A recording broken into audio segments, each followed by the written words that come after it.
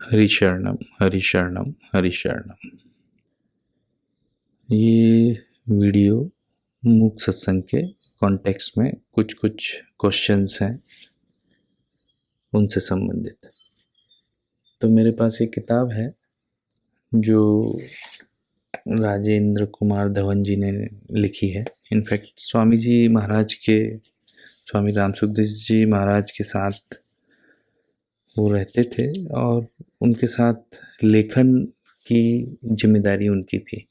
तो सुबह 3 बजे उठ के जाना वहाँ, और स्वामी जी के साथ साधक संजीवनी जो गीता पिट्टिका लिखी है या अन्य किताबें, उनके लेखन का संपादन करते थे। तो वो अभी भी हैं और काफ़ी युवावस्था से ही इस काम में लग गए थे स्वामी जी के साथ। तो उनके एक बार हम लोग ऋषिकेश गए थे, मेरे 2-4 दोस्त और थे बीएचयू वाले, उनके लौट रहे थे, 2008 की बात है शायद, हाँ।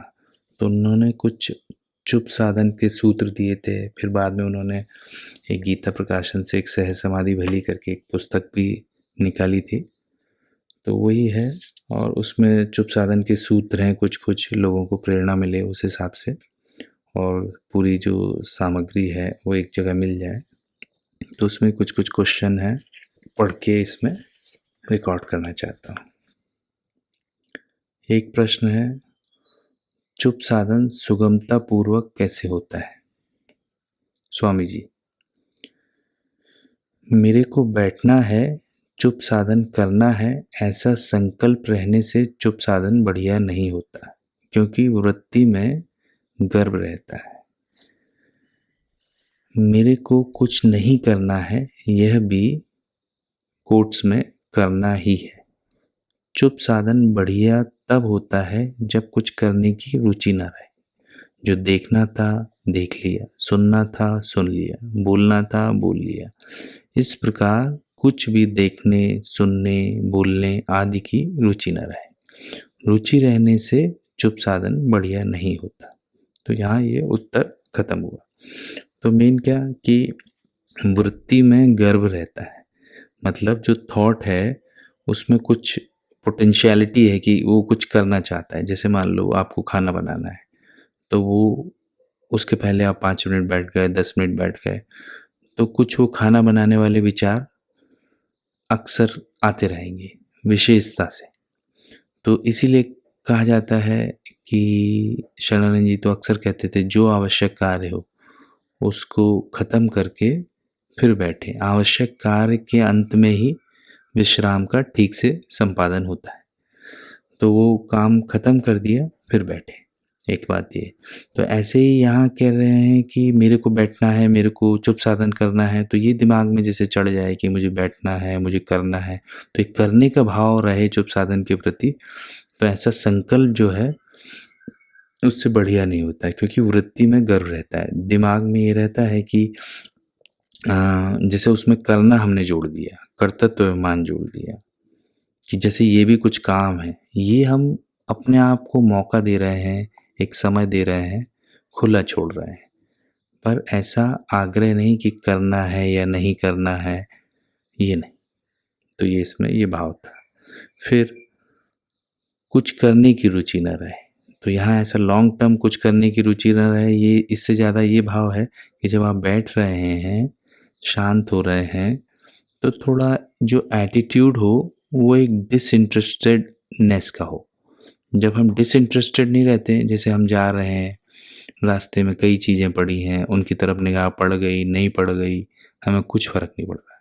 तो इसी को पहले कई बार कहा कि संबंध विच्छेद, कुछ संबंध न रखें। ये मन शांत हो नहीं हो, विचार ज़्यादा है कम है, तो हमें उससे मतलब नहीं। तो जब हम ऐसे मतलब नहीं रखते हैं तो स्वतः अलग थलग हो जाते हैं, और जो हमारी अटेंशन है, जो सत्ता है, वो विचारों को नहीं मिलती, तो उन्हें सप्लाई नहीं मिल रही। हम ही उन्हें सप्लाई करते हैं, उन्हें महत्व देते हैं। यदि हम उनसे लड़ें, झगड़ें, उन्हें शांत करने की कोशिश करें, इस बात में इंटरेस्ट लें कि वो कब शांत होंगे, तो भी वो शांत नहीं होते, उन्हें एक सत्ता मिलती रहती है हमारे अटेंशन से। जैसे एक बच्चा खेल रहा है, बच्चा ज़्यादा बिगड़ैल टाइप का हो, तो आप ज़्यादा ध्यान दो, कोशिश करो कि वो ये ना करे तो और करेगा, तो वहाँ बेस्ट उपाय क्या है? उपेक्षा, ध्यान ही नहीं। ऐसे ही मन कभी ज़्यादा चंचल ये वो, तो उस पर ध्यान ना दो, उसकी तरफ देखो नहीं, उससे उपराम हो जाओ, तो आप अपने आप शांत हो जाता है। तो ये भाव है। अब एक और क्वेश्चन कि चुप साधन में बाधक क्या है? ये थोड़ा भारी है। पदार्थ और क्रिया का आकर्षण, स्वामी जी बोलते हैं, पदार्थ और क्रिया का आकर्षण अर्थात पदार्थ की आसक्ति और करने का वेग चुप साधन में बाधक है। पदार्थ और क्रिया का आकर्षण यानी क्रिया का वेग, जो हमने पहले एक कंपल्सिवनेस, मोमेंटम, इस टाइप की जो बातें की, और उसके लिए कई मंत्रों के थ्रू चुप साधन के साथ जो एक्सपेरिमेंट किए कि कुछ बोला दीर्घ और उतनी देर शांत हुए, भगवान का नाम लिया, फिर थोड़ी देर शांत हुए, तो इसमें एक करने का वेग भी निकलता है, और जितनी जितनी देर शांत हुए उतनी देर चुप साधन सहजता से हुआ। और पदार्थ और क्रिया का आकर्षण, तो मतलब पदार्थ का आकर्षण मतलब कोई भोग पदार्थ, इन सब का आकर्षण, तो ये लॉन्ग टर्म इशू है ही है, जिसके कारण हमारे मन में जितने राग के संस्कार जमा हैं वो निकलते हैं। अब उसमें भी जब हम चुप साधन या मूक सत्संग में बैठे हैं, तो जो रागात्मक संस्कार जब निकलते हैं तो हमें वैसे अनुभव होते हैं, जैसे हमें मान लो कुछ सुखद अनुभव हो रहा है, तो उस वक्त राग के संस्कारों के निकलने के बड़े चांसेस हैं। या हमारी लाइफ में कुछ अच्छी खबर हमने सुनी, कोई परिस्थिति बड़ी सुखद आई, तो उस टाइम पे जो हर्ष है, उस टाइम पे जो खुशी होती है, वही राग के संस्कारों का प्रगटीकरण है। मतलब वो एक्सप्रेस हो गए, वो निकल आए गहराई से। तो उस टाइम पे हम संभालें खुद को, समता में रहें, तो बड़ा मुश्किल है।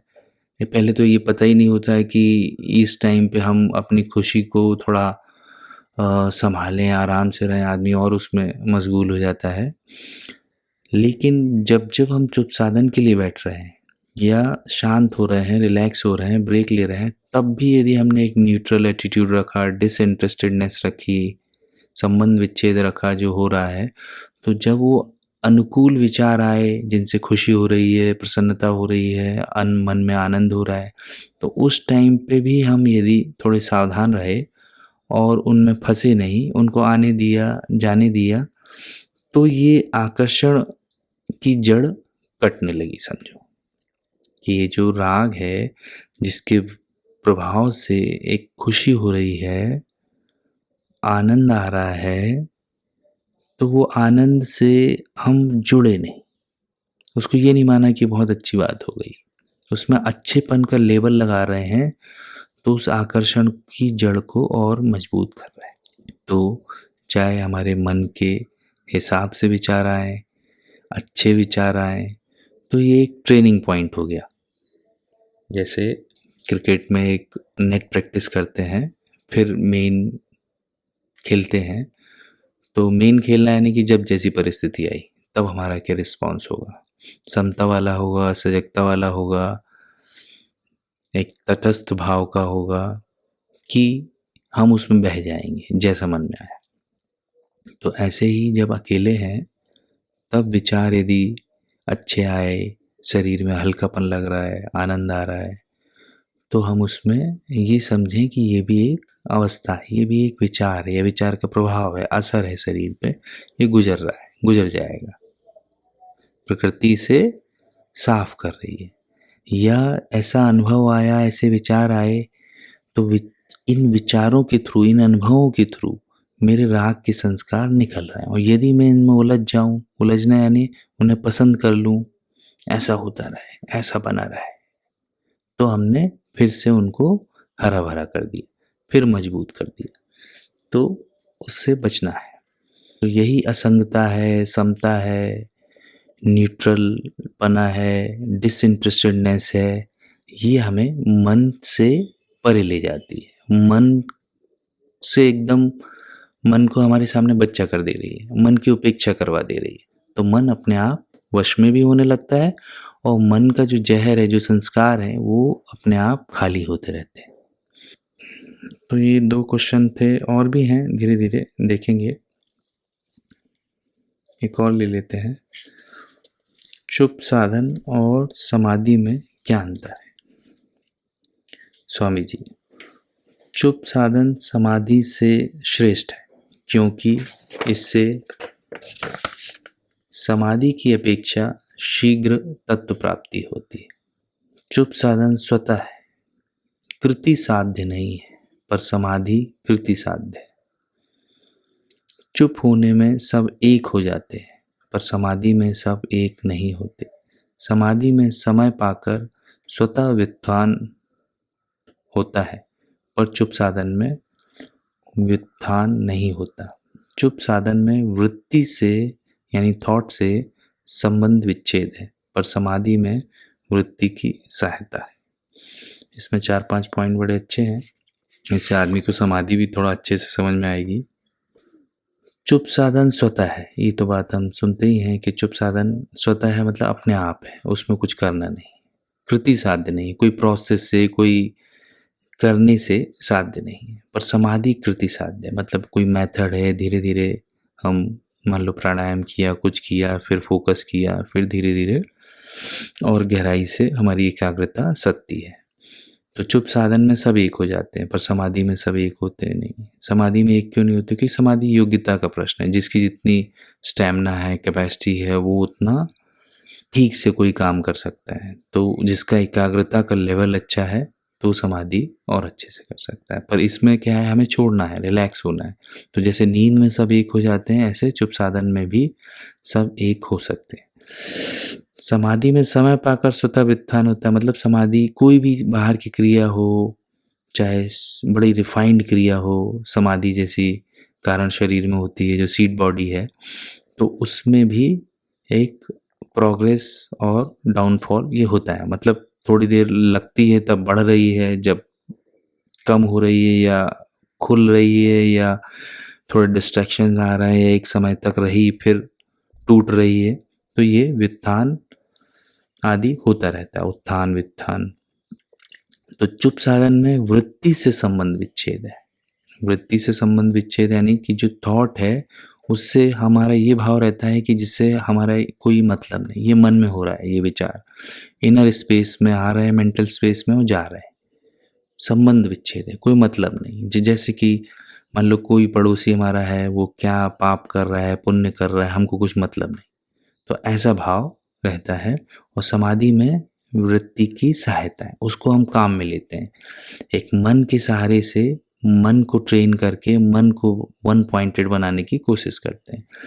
तो एक में तो करण की सहायता ले रहे हैं, एक कुछ औजार की, मन की, और एक में हम छोड़ रहे हैं। तो जिसको छोड़ रहे हैं तो उससे हमारी डिपेंडेंसी कम होती जाती है, ये बात है। तो फिर एक और प्रश्न ले, जागृत सुषुप्ति के क्या लक्षण है, प्रश्न ये है। तो इसमें काफ़ी 3-4 बातें हैं। एक तो जागृत सुषुप्ति जो है वो भी चुप साधन, और जागृत सुषुप्ति, अकेला होना, मूक सत्संग, इनके अलग अलग नाम है। जागृत सुषुप्ति इसलिए बोलते हैं क्योंकि जैसे हम रात में नींद लेते हैं तो उस वक्त बिल्कुल कुछ नहीं करते हैं, पर उसमें हमें पता नहीं चलता कि क्या हो रहा है, क्या नहीं हो रहा है। हमारी बुद्धि जो है वो भी लीन हो जाती है। पर जागृत सुषुप्ति का मतलब है जहाँ बुद्धि जागृत रहती है, जहाँ एक बेहोशी नहीं रहती है, निद्रा वाली, निद्रा तथा बेहोशी नहीं हो, इसलिए उसे जागृत सुषुप्ति कहते हैं। तो इसमें एक चीज़ ये बताया है कि जब ना तो स्थूल शरीर की क्रिया हो, न सूक्ष्म शरीर यानी मन का चिंतन हो, न कारण शरीर की निद्रा तथा बेहोशी हो, तब जागृत सुषुप्ति होती है, मतलब मूक सत्संग होता है। जागृत सुषुप्ति और चुप साधन एक ही है। समाधि में तो लय, विक्षेप, कषाय और रसास्वाद, ये 4 दोष रहते हैं, मतलब विघ्न रहते हैं। पर जागृत सुषुप्ति में ये दोष नहीं रहते। ध्येय, परमात्मा का होने से जब साधक की वृत्तियां परमात्मा में लग जाती हैं तब जागृत सुषुप्ति होती है। इसमें सुषुप्ति की तरह बाह्य ज्ञान नहीं रहता, पर भीतर में ज्ञान का विशेष प्रकाश स्वरूप की जागृति ब्रैकेट में रहता है। थोड़ा भारी है, इसमें टाइम लगेगा समझने में। जागृत सुषुप्ति और मूक सत्संग का तो अंतर समझा कि एक ही है ना, कि वो उसमें हमारा जो बेहोशी है और निद्रा है वो नहीं रहती, इसलिए इसका नाम जागृत सुषुप्ति है। अब समाधि के जो 4 दोष हैं, लय, विक्षेप, कषाय, रसास्वाद, इनको थोड़ा सा ध्यान देते हैं, समझते हैं। तो लय का तो अर्थ है कि जैसे हम बैठे जिस चीज़ के लिए हैं, जैसे मन हमारा समाधि कर रहा है या ध्यान कर रहा है, तो उस वक्त उस बात में नहीं, कोई इंटरेस्टिंग बात आ गई तो उसमें लग गया और हमें पता भी चल गया, पर उसमें खोया है, हमें अच्छा भी लग रहा है कि हमारे लिए इम्पोर्टेंट है, हम कॉन्शियसली उसमें डूब रहे हैं, उतरा रहे हैं, उसको बोला लय।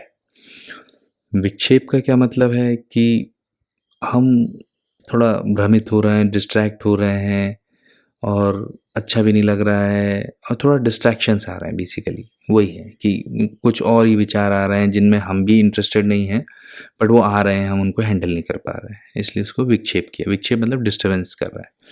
कषाय क्या हुआ कि जैसे मन थोड़ा कसैला हो रहा है, जैसे राग में, द्वेष में, मोह में, जैसे किसी की याद आ रही है या कुछ उल्टा मान्यता है, भ्रम है, या राग मतलब हम जानते ही हैं, कई बार हमने सुना है, द्वेष मतलब किसी के प्रति हेट्रेड, इस सब का भाव आ रहा है, तो ये सब कषाय दोष है।